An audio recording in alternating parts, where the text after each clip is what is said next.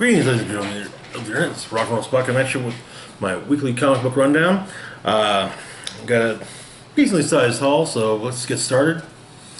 First off, we're going to start off with Marvel Knights 20, number 1. Now, 20 years ago, Marvel first introduced their Marvel Knights imprint, which was initially geared more towards urban characters, Daredevil, Punisher, Luke Cage, so on and so forth. Over the years, though, others also were brought into the umbrella, at least briefly. The Fantastic Four, Wolverine,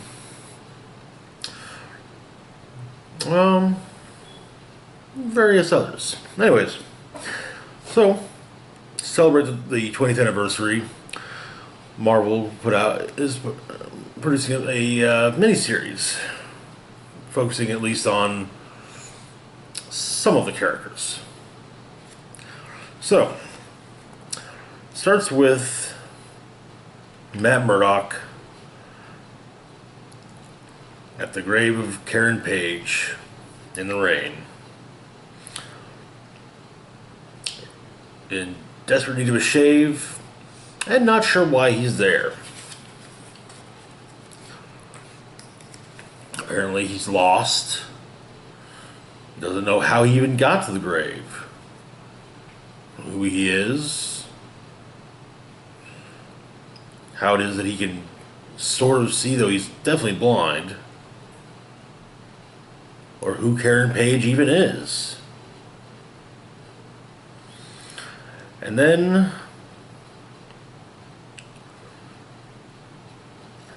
a cop comes upon him, calling him Daredevil. The cop's badge says he's Detective Castle. He tries to calm Matt down and help him figure out what's going on,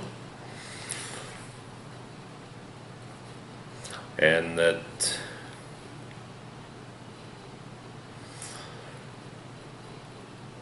of course Detective Castle knows various things about Matt, such as, of course, his name, and that he's also Daredevil. He's Catholic, fights crime in Hell's Kitchen. And he can tell, and that Murdock can tell that Castle's telling the truth.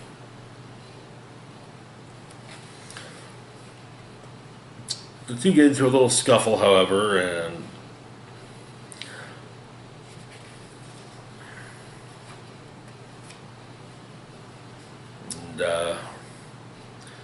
Matt is hit with all of his memories all at once.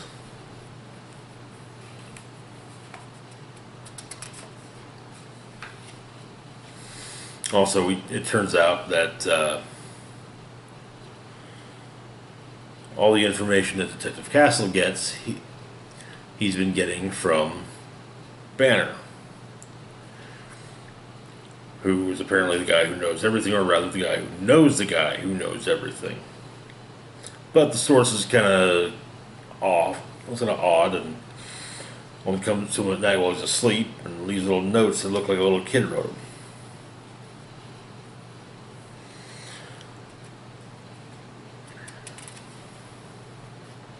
So anyway, Murdock gets away from Castle, and Castle gets back in his patrol car, and his passenger asks how things went, and well, he has a list of names. Frank Castle, Logan, and Steve Rogers are all crossed out. Next on the list, though, is Matt Murdock, followed by Elektra Natchios, Tony Stark, Jessica Jones, and Luke Cage.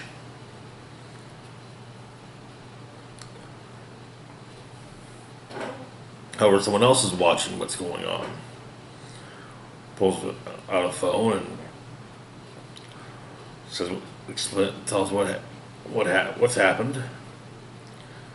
And when he takes off his beanie, he's revealed to be none other than Bullseye. And he at least remembers that he used to kill people. But no, he's being told by his employer just to watch. Next day,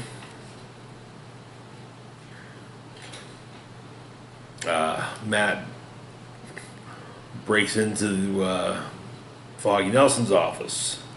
However, Foggy has no memory of him. But he's sure that Matt is sure that this is his office. However, it's Jen Walters who occupies the office, and not instead of him. He has no memory of who Jen Walters is.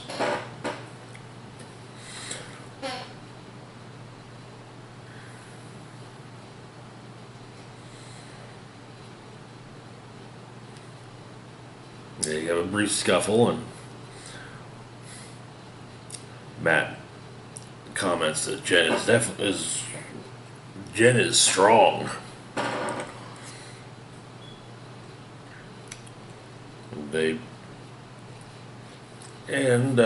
Foggy has tossed Matt's wallet and told him to check his ID. And, well, we clearly see that Foggy's pulled out Matt's New York State Bar Association card. To Foggy, it's just a blank piece of paper. As the cops arrive, however, Matt jumps out the window and continues on his way, running into a group of four, running into the Fantastic Four, who see themselves as being completely normal.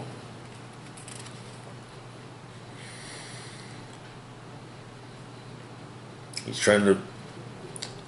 Eventually, Matt stops on top of a building, trying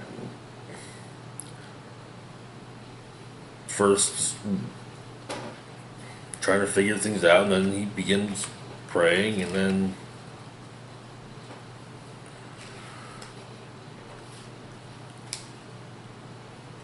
Karen comes to him. At that same point, in the Baxter building, Bullseye is given his file by his apparent employer.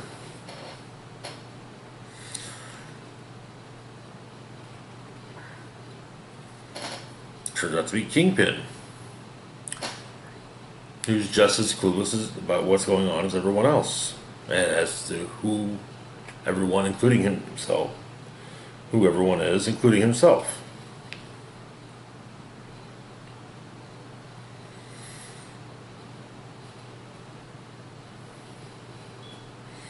However,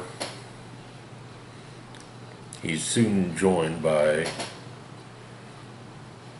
his boss and his boss's two henchmen, Dr. Doom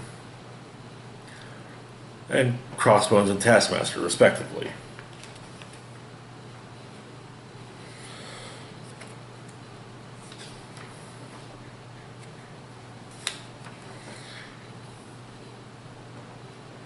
Who informs Fisk that there's a dragon wrapped around the machine, one that even he cannot best. But he will, and he promises. And when he does, the others will know only doom. To be perfectly honest, the primary reason I went for this comic, I said that I was going to go after this comic, was I love this cover. Like, seriously, check that cover out. Is that not awesome? I wish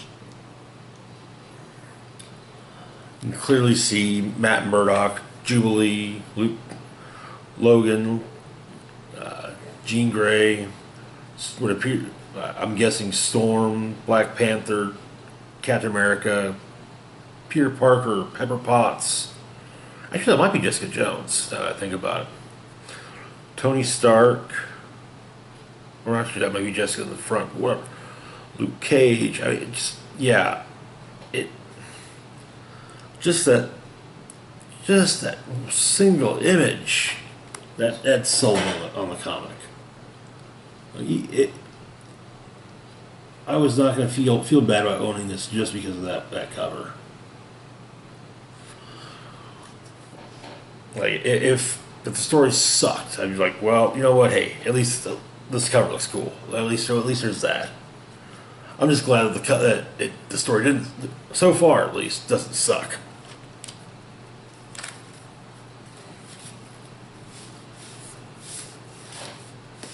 Anyways, moving on to as Guardians of the Galaxy number 3. Alright, so where we left off with the Asgardians of the Galaxy, they were fighting the zombified versions of a planet's pantheon, who were children. Meanwhile, Nebula, their prey, was bringing a zombified group of the Norse pantheon to attack the Shi'ar homeworld. So, the issue begins with Nebula kneeling over the dead headless body of Thanos, having done the deed. And then she kills Gamora, who stands right there. But of course she realizes that none of it's real. And the narration explains this is all part of the witch's challenge. And we learn that Nebula followed Thanos to the God Quarry. It's a burial place of gods where he revived his own lost godhood. Back in Thanos' ongoing series a while back. But of course, then Thanos abandoned Nebula.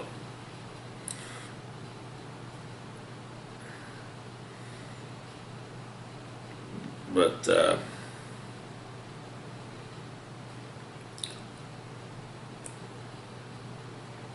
she was briefly, well, she was petrified for a while. She managed to get free, and where she encountered the Witches of Infinity.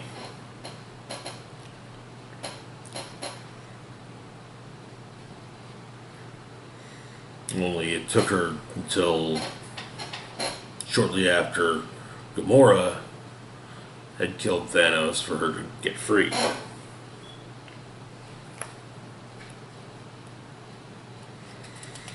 And so witches tell her of current events and say that they can point her in the direction of a weapon of her own, and she can attain that which she truly desires. Cut to now, over Chandalar, the Magister of the Shi'ar Empire, Gladiator, and the Imperial Guard are facing off against zombified versions of the Norse gods.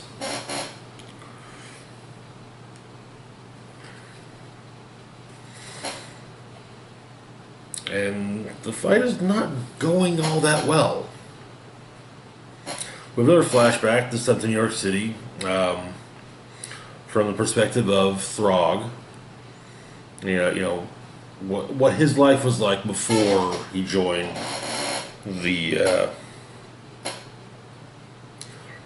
Angela and the Destroyer and Scourge and so on and so forth. Apparently, he was bored, plain and simple. So he happily joined Angela and the destroyer piloted by Kid Loki.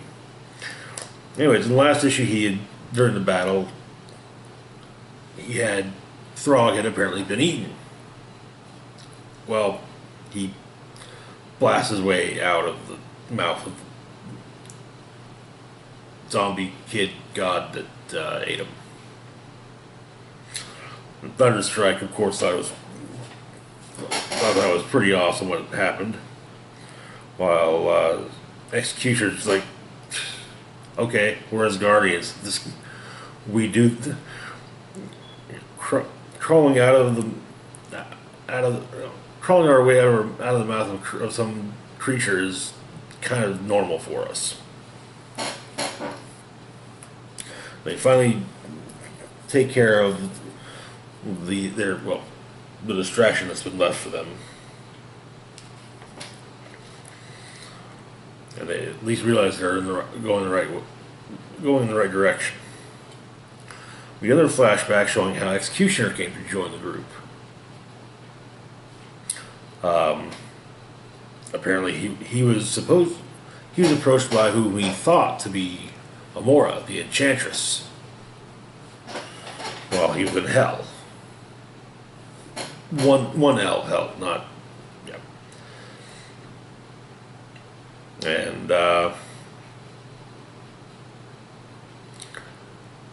she says, what about, how about you?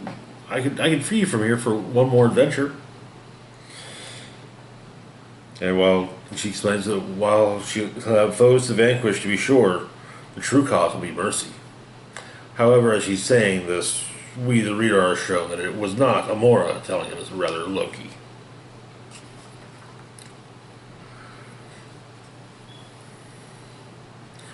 And Executioner remarks he sees no mercy here, and explains that he was freed from hell to join the group and told you he'd be saving lives. But nothing has really truly changed. So they get back to the ship, and turns out that the Shi'ar are sending distress calls. And, however,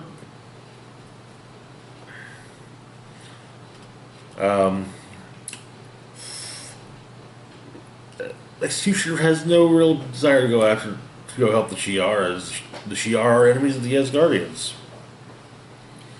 But he gets promptly overridden. And just as Nebula is almost swayed to stop the onslaught of her zombie Asgardians by two scared, panicked Shi'ar children, the Asgardians of the galaxy arrive, taking on various members of the group, taking on various zombie Asgardians, including Angela going after Odin, and of course telling her crew to offer no quarter, no pity. And she adds that she attacks Odin, not that Odin ever deserved any. Of course, one of the zombie Lokis goes after the destroyer armor piloted by Loki and tears it open, revealing to the rest of the team that yes, the destroyer armor is being piloted by Loki.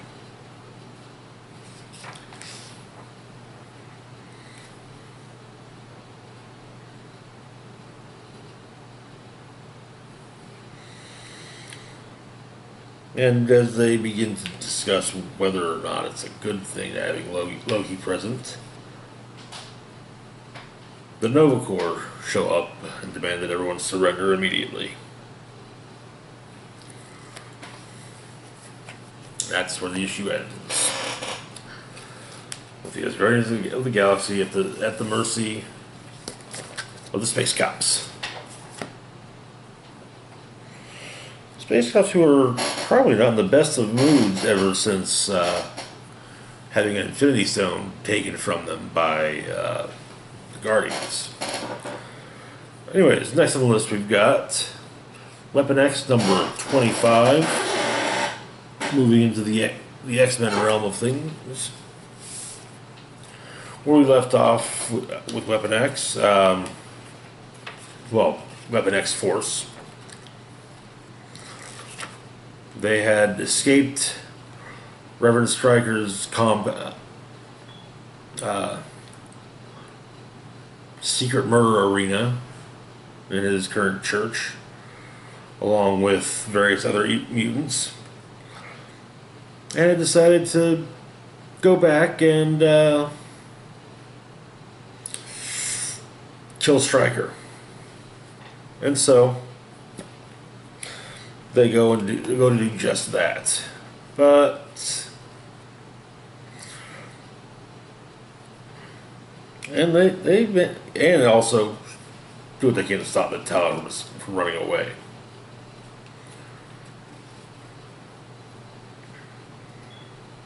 And while they managed to destroy Stryker's earthly body, he goes to hell and basically explains that,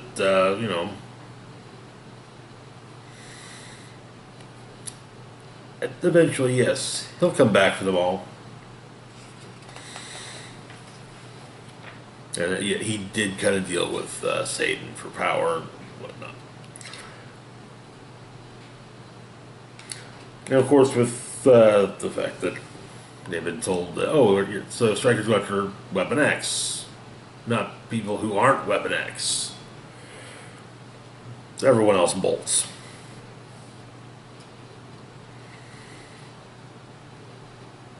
And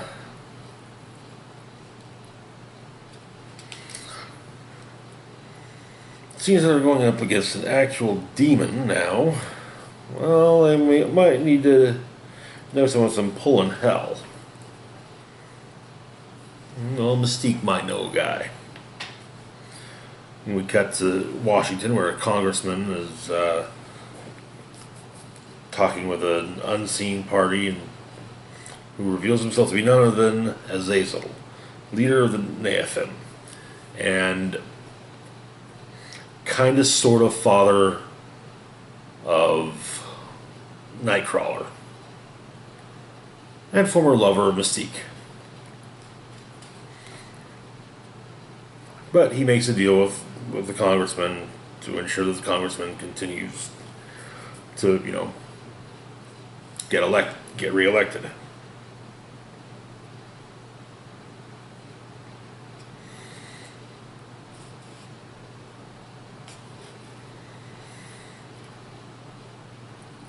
Mystique and Azazel catch up a bit on old times, but Weapon X Force isn't exactly known for patience.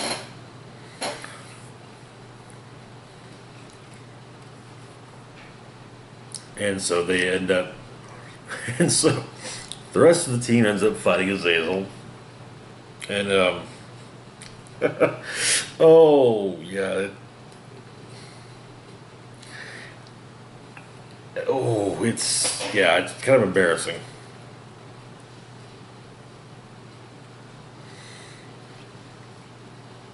And Azazel tells them they're pretty much already on their way to hell, especially Sabretooth.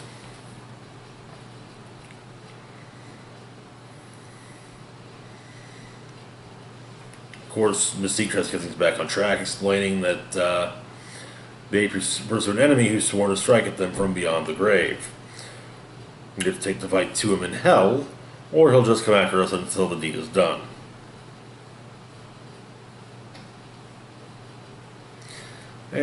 But Azazel's jealousy is kind of taken over for a bit. Since, well, her two baby daddies she's basically coming to Azazel with her other baby daddy, Sabretooth, and Mystique, after all having had had a child named Drayden Creed many years ago. Yeah, he's not really down for helping. But Creed kind of, Sabretooth being the jerk that he is, manages to turn Azazel's jealousy into wrath, and so Azazel grants Sabretooth's request and sends him to hell by cutting off his head. So, and that's where the issue ends. Should be interesting to see. Of course, apparently he has to do it that way because Azazel has been exiled from hell. Anyways, moving on to X-Men Red, number 10. Where we left off,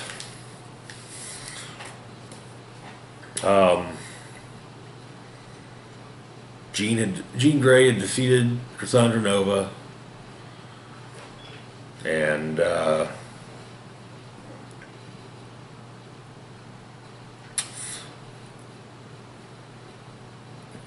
Cassandra Nova had to come up with a new plan.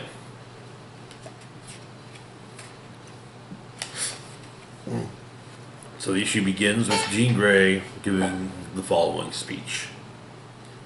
Fuck you, humanity. Your time is over. Now is the time of Homo Superior.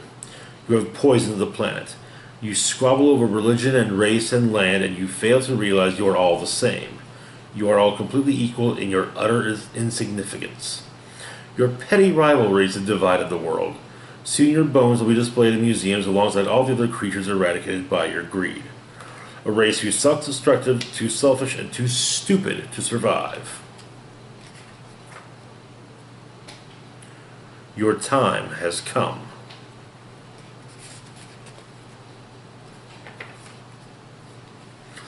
As I speak, 12 commercial planes are in the process of landing in Genosha. I have hijacked the minds of the pilots. The passengers from many nations are my hostages. And our island is guarded by a helicarrier and the army aboard. We are done hiding. We are no longer pretending to be less than we know ourselves to be. We attempted peace and you spat in our faces. I invited you to evolve. I withdraw that invitation. Now it is time for your extinction.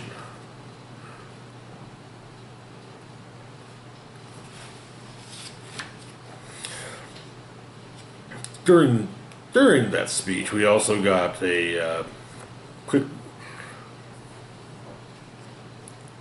jump to the South Korean National Intelligence Service helicarrier, which was the helicarrier mentioned in Jean's speech. The commander of which orders it to Genosha after killing one of the officers aboard for questioning orders. And in Atlantis,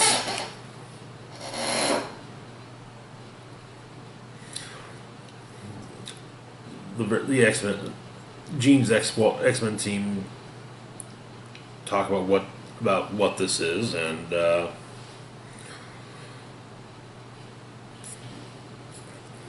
evil twin, shapeshifter, or posited. However, Trinary explains that this isn't a mutant power, this is technology. It's a digital fake, generated by a deep learning or artificial neural network. What's commonly known now as deep fakes. Trinary says it's good, but it's not perfect, and it can be disproven.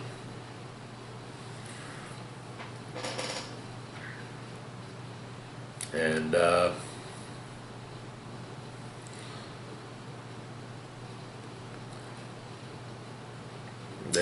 of course, then comes the battle plan.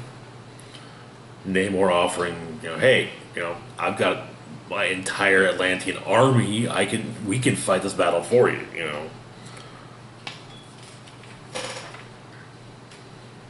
Then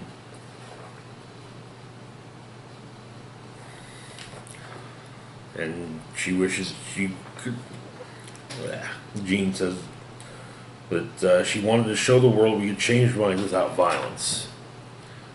And Honey Badger says, what would stop you? And, with Gabby explaining to Jean that she's as powerful a telepath as Cassandra Nova. So, if you were crazy evil and had a whole lot of minds in your thrall, what would stop you? And so, Jean says she has to make a call. Meanwhile, we cut to a news report talking about Jean's speech, and it has been a week since it happened. Then they are explained that there are now very convincing claims that the speech was a fake. How it's clear that already tense mutant and human relations have been further strained by this event.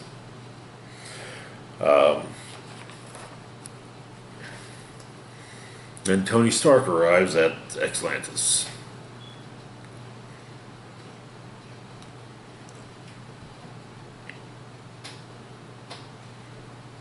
And the plan that Jean has given him only costs a few million.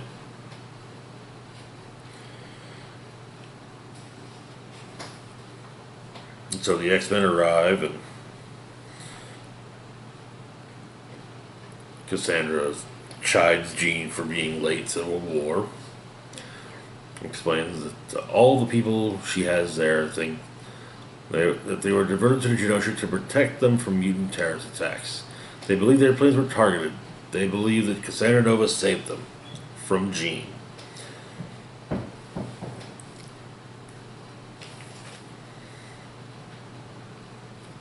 But Jean has a plan.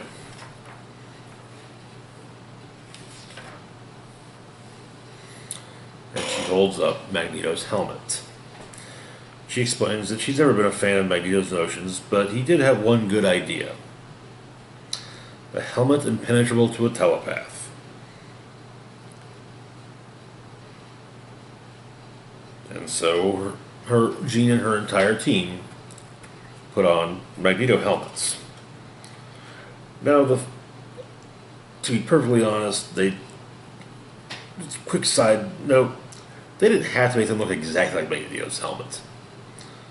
They could have just made it, and in fact, considering the fact that Tony Stark was involved, I'm surprised they're not they're not red and gold, but that's neither here nor there. Then the Atlantean army comes ashore.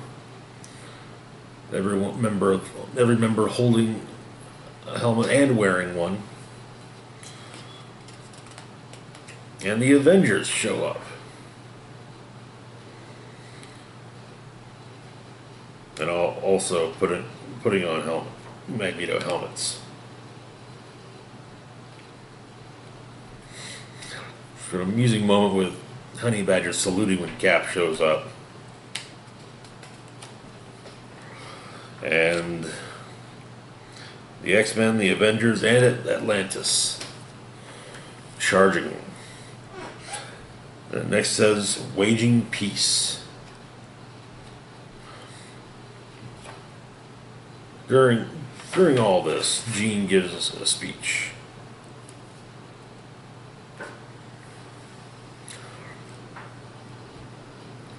Explaining that she's glad that Cassandra's cameras are rolling, because now everyone will see the mutants aren't the enemy, and they're not alone.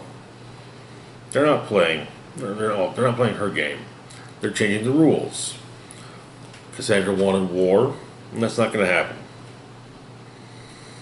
And she's going to force it out of their heads, or force Cassandra out of their heads. The X-Men have a nation at their backs, and the Earth's mightiest heroes at their side. They're going to stomp peace into her black heart.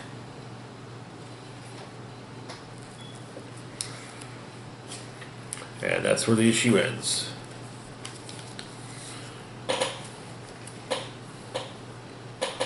Which apparently X-Men Red and Weapon X are both coming to an end here soon. presumably with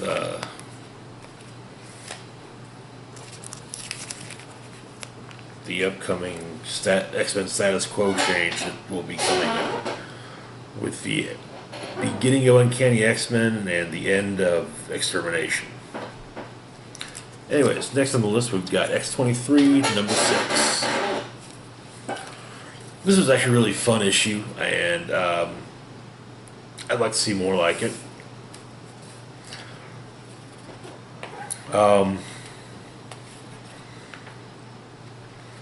The exposition is done as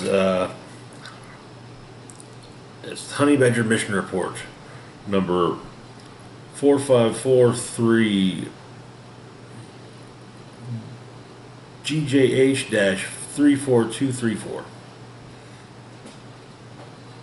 The objective: locate and possibly pummel scientist guy, probably posing as teacher person in high school. It indicates that the school has been getting deliveries matching tag genetic research equipment for the last 3 months, which probably means another competitor in the X-Clone black market. Deliveries were care of FSC. For the mission, Gabby's undercover as a student, Roberta Beaufort. She has likes and dislikes all set up. While Laura is masquerading as the gym teacher.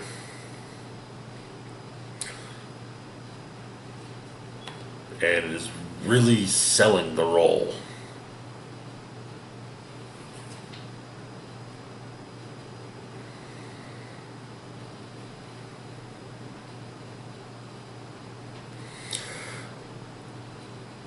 Gabby, while tailing the science teacher, has a run-in with some of the kids in the science club who throw some high school shade.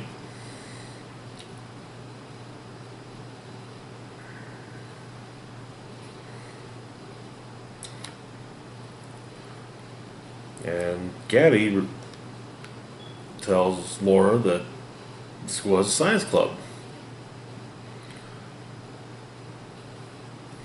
at Fieldbrook Science Club, FSC. So maybe the science teacher isn't their guy. So they go after the science club, and sure enough, it's the science club.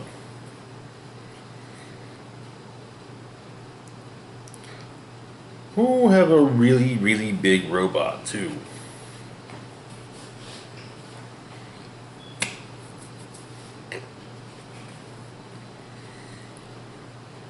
But one of the members of the science club, the one that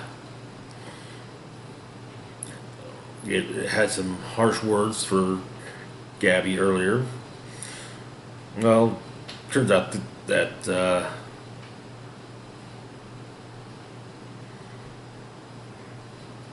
she knows who Gabby is, and she uses her big robot to fight Gabby with pink balls of pink goo. And Laura joins in, and well,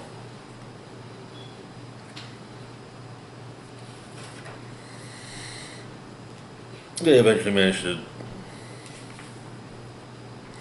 to A, stop the giant robot, and B, its builder / controller.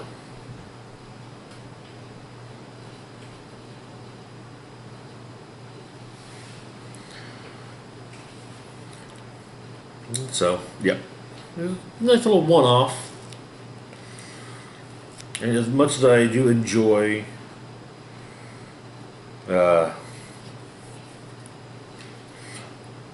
seeing Laura and or Gabby go nuts and slice people in their ribbons, it's also kind of neat to see a story like this. Anyways, next up we've got Iceman number 3. The reunion of the Spider-Man and the Amazing Friends. because that happens every few years. Marvel wants to remind everyone, hey, that was a thing once.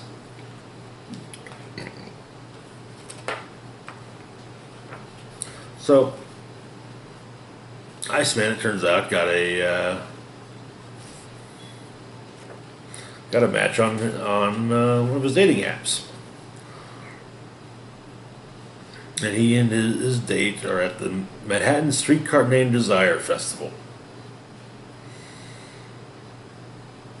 And it just so happens, so are Peter Parker and Mary Jane Watson. Peter's opted to start off with churros because, well, when you see a saying called Geronimo, you gotta support.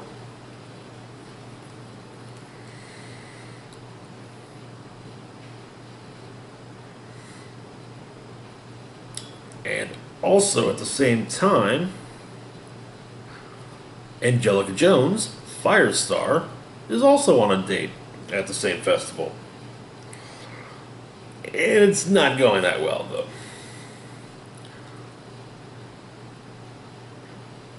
She likes to read. Her date, not so much. And while she describes herself as being a gym buddy more than anything, she does go to hockey games enough that she should get a season pass. Which, okay, alright, that's something we can talk about. Just as they're about to start talking about it, however, Bobby and Carlos shows up. And so introductions are made. Carlos explains, he knows exactly, yes, that was Firestar, and that, yes, he's well aware that Bobby is Iceman.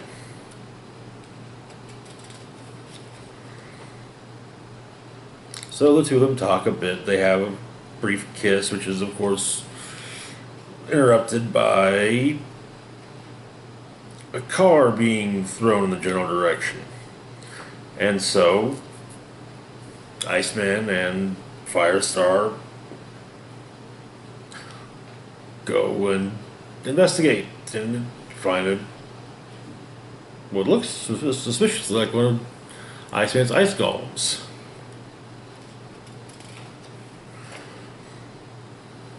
Which is apparently throwing vehicles and spitting ice. And Carlos is trying to get pictures, but however, Spider-Man comes in and saves him from being frozen, potentially, and puts him in, as he puts it, a better position to get pictures.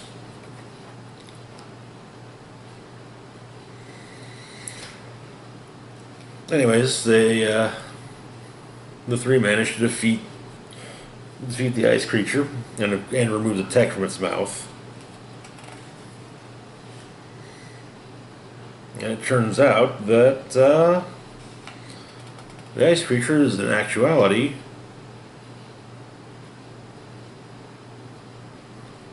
the missing Morlock from the beginning of the series.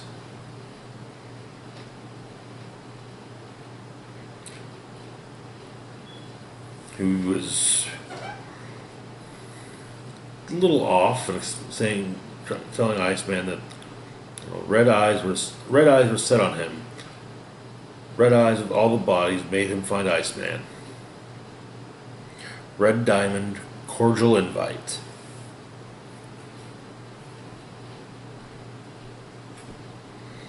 Of course, so Iceman Iceman decides to dump Carlos. It's just not working. It just doesn't work out. And Dirk, Angelica's date, dumps her via text. Thankfully, because his love life is the focus of an entire family of books. Well, we don't hear any about anything happening negative from Mary Jane towards Spider-Man.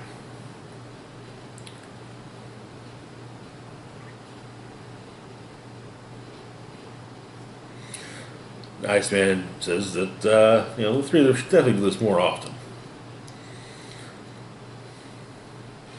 I wish that Firestar would go back to her '90s costume, but I'm a sucker for costumes that include bomber jackets. So,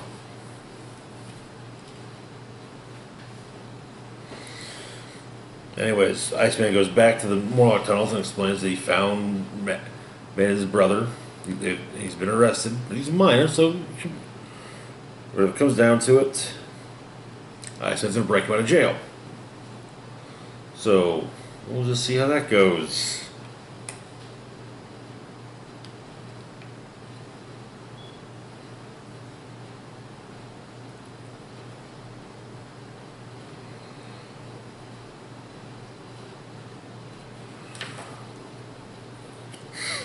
And it looks like, well, obviously, there's the coming conflict between Iceman and Mr. Sinister hopefully be happening quite soon. Or at least it's going to be further built towards. I'm hoping for coming soon rather than built. But anyways, next up we've got Shatterstar #2. Where we left off, former X-Force member Shatterstar had basically come home from a play and found his entire all the tenants of his building, save one, kidnapped by, in fact, interdimensional assassins. The Death Sponsors, a group of mercenaries from Mojoverse,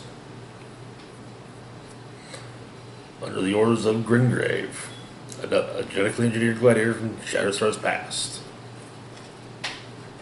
So the issue begins with Grandmaster narrating, telling the history of the world Horus IV. Once its people traveled in silver vessels on fingers of flame to other worlds, disguising themselves as gods to bring awe to eager natives. Conflicts between Horusian nations were solved by combat among these messianic champions who used their engineered strengths to decide who had the right to rule. However, recent economic and environmental collapse had eliminated empires and frivolous interstellar travel. But the Horusians still desire worship and conflict. However, greater, how things were just aren't cutting it.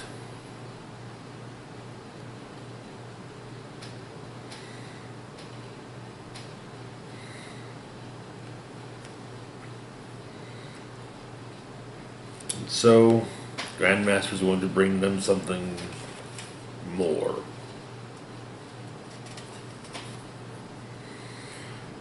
And his plan is to bring them Shatterstar. Back on Earth, Shatterstar goes to his ex-boyfriend's bar and explains what's happened. We also get a brief flashback with Shatterstar and Grimgrave.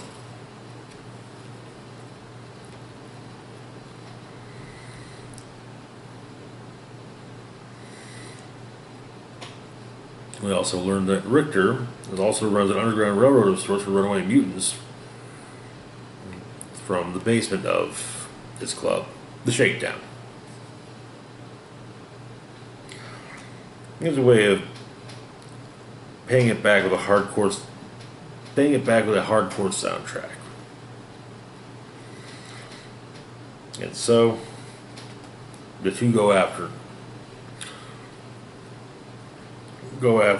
a someone who might also be working in trafficking of people. Dean Druckmann, an engineer for both armor and sword, designing new means to traverse the multiverse. But Health Insurance refused to pay for treating a work-related infection, so he sought a new path in the alternative economy. And so, Gringrave must make use of his services, as well their teleporter didn't make it.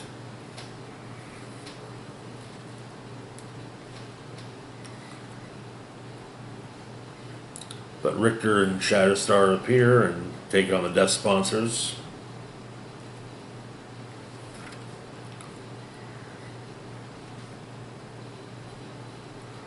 However, Druckmann explains that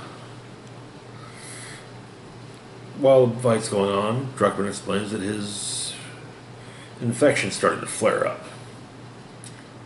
And it turns out that that infection is a brood.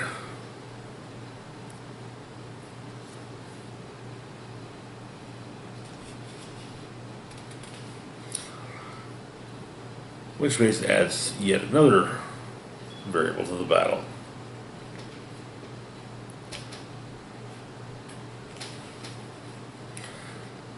There's another flashback going more into Shatterstar and Gringrave's past. And apparently, during that time period, Shatterstar told Gringrave he loved her. But, yeah, that wasn't her thing.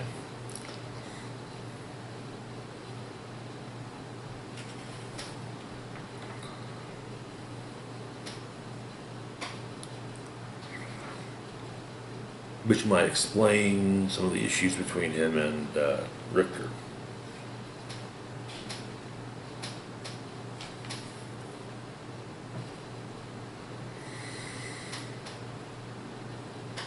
And Shatterstar manages to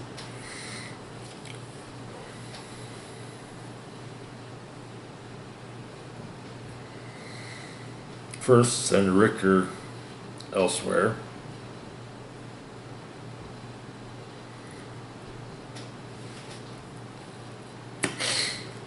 While Shatterstar himself ends up on Horus 4.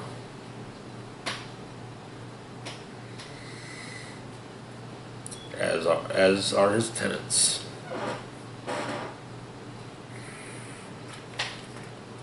I'm liking this even more than I thought I was going to, I gotta admit.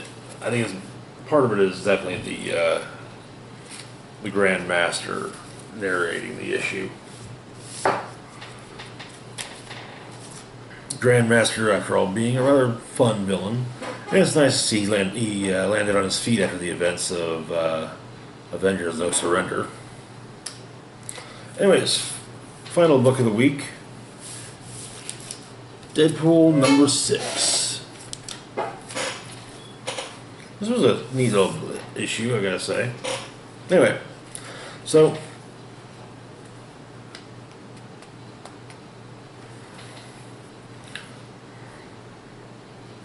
Deadpool wakes up, gets a daily wake up text from Negasonic Teenage Warhead.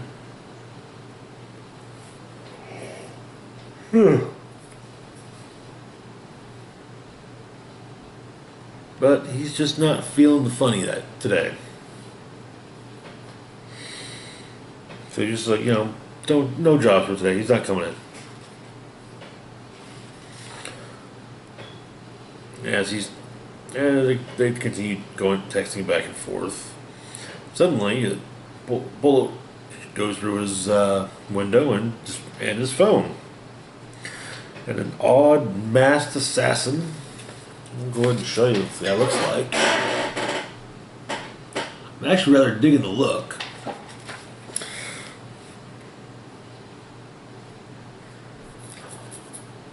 Decides there's finally time to get get his vengeance on Deadpool. And but he's a talker. And so while he's talking, the FF show up and, well, push the guy out of the way. So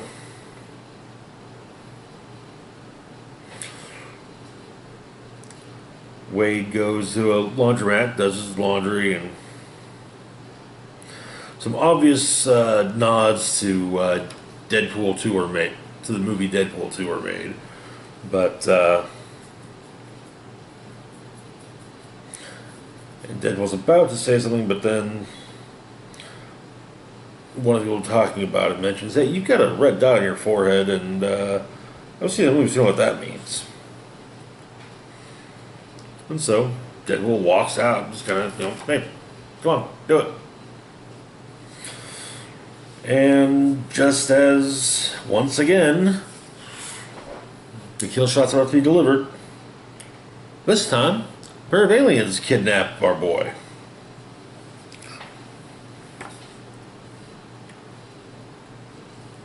So, I'm not at a taco truck.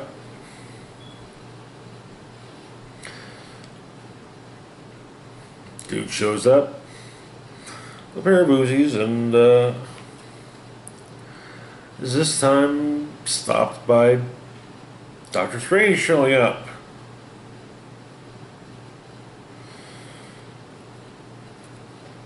And the Doc kind of notices that something maybe a bit off with Wade. And even asks, you're feeling under the weather? I am a doctor.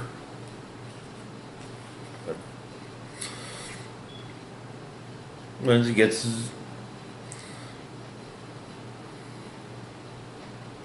his burrito and heads to a bar and starts drinking, and then he's asked if he wants to start a tab, but once again, this guy shows up. He suggests that he should probably the bartender should probably make Deadpool pay as he goes.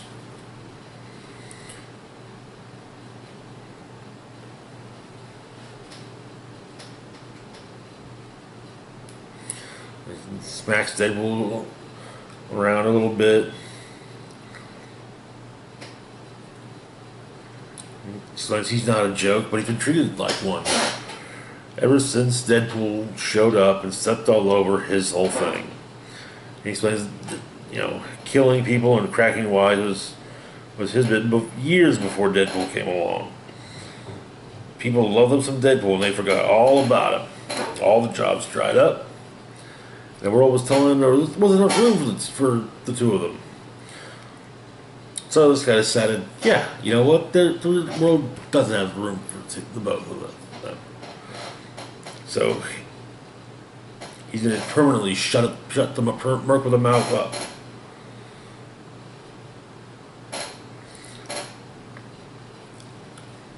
And then this masked assassin tells Deadpool his name.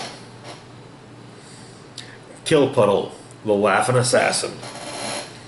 And that is exactly what it takes to get Deadpool out of his funk.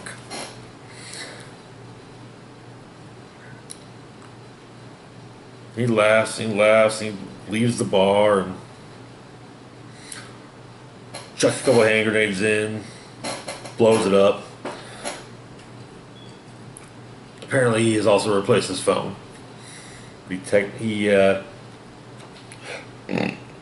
Excuse me.